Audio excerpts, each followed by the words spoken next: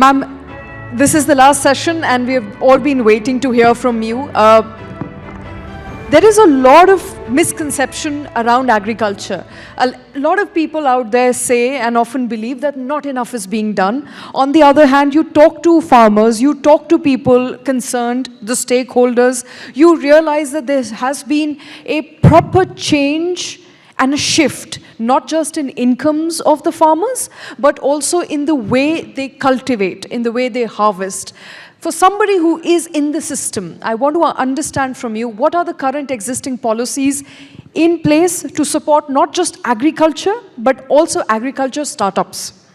Yes, very nice questions. Thank you TV9 for inviting me. Actually, इतनी सारी बातें हमारे पैनलिस्ट ने पहले भी करी, बहुत सारे.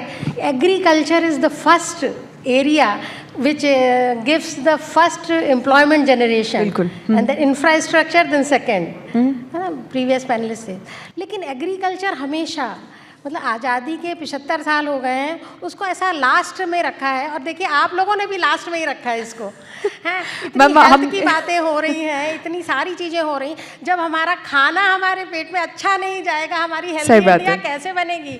और न्यू इंडिया में हेल्दी इंडिया होना जरूरी है, है ना?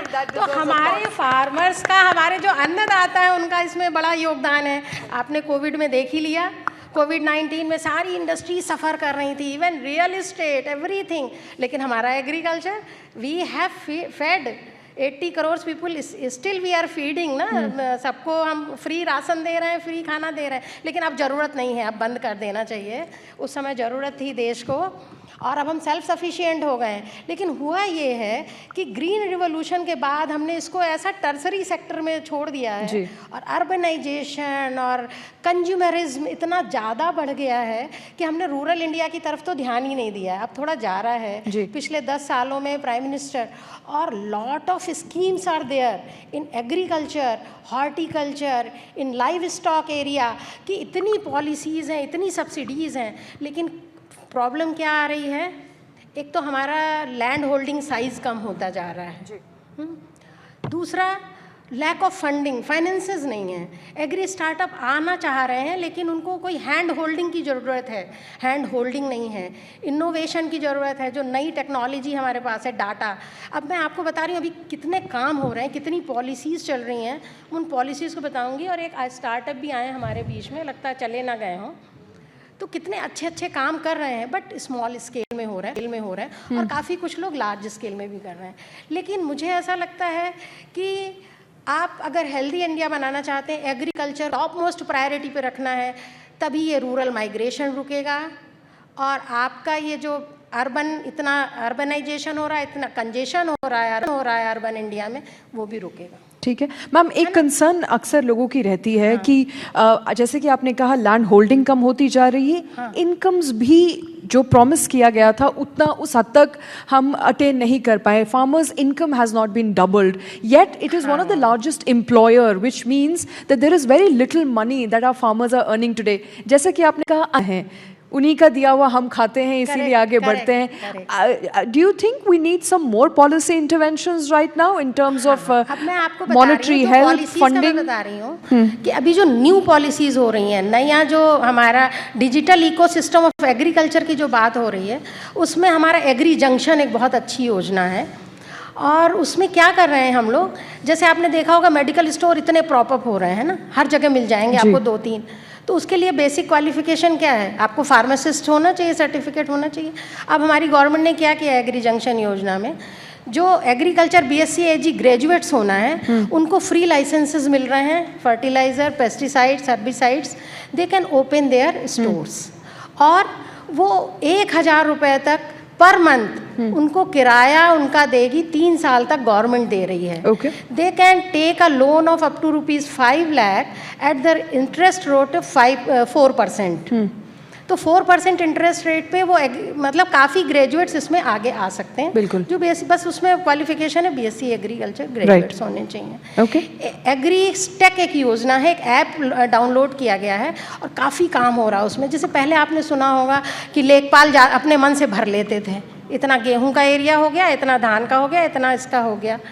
अब उसको ऐप पे जाके वहाँ का लॉन्गिट्यूड लैटिट्यूड लेना है, उसने कितने एरिया में कौन सी क्रॉप बोई है. So ये पूरा integration app of portal पे आ जाएगा. technology हाँ, into technology. agriculture. Yes, yes, All right, and we correct. have a young CTO with us, Parth. I want to quickly bring you in. I read somewhere that you convert diesel soot into, ink. Is that all you do? But what more do you do? Because you are a young company, you're a young person yourself. What do you do at Chakra Innovation?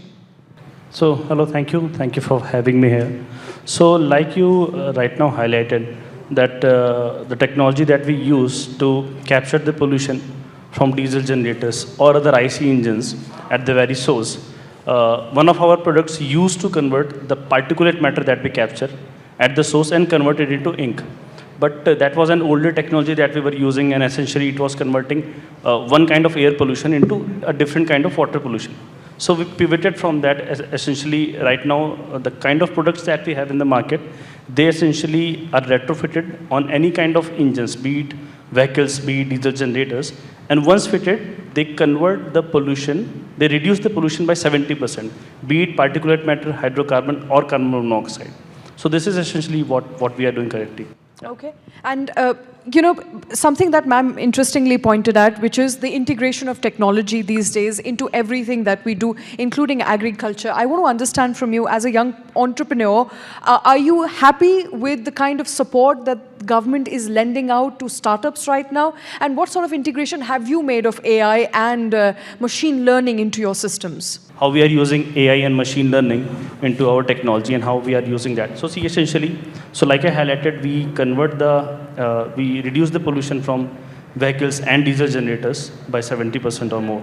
So essentially the data that we use that whenever we retrofit any technology at any source, at any vehicle or any diesel generator, so we continuously get the data that what is the health of the engine and based upon the health of the engine, what is the kind of intervention that we need to do in order to reduce the pollution further. Okay. So this is part number one. Part number two is the kind of, say, generators and vehicles which are available in the market and the kind of pollution they emit.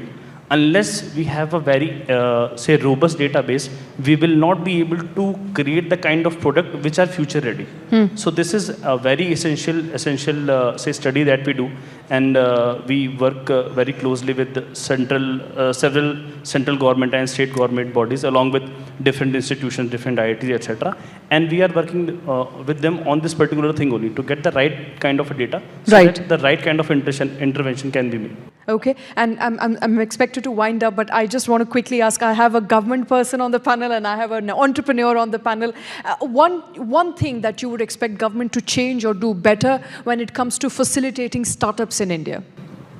So the only thing that comes to my mind right now, the kind of support that we are getting from the government right now, it should not deteriorate. If anything, it should be maintained like this. But I do not expect that the support should boost up exponentially, but the kind of support that we have right now, if this is maintained throughout in the next couple of decades, I guess the technologies of India will be read by different other countries as a benchmark. All right, we hope that happens. Thank you very much, the two of you, for joining us on this evening. Thank you. Thank you.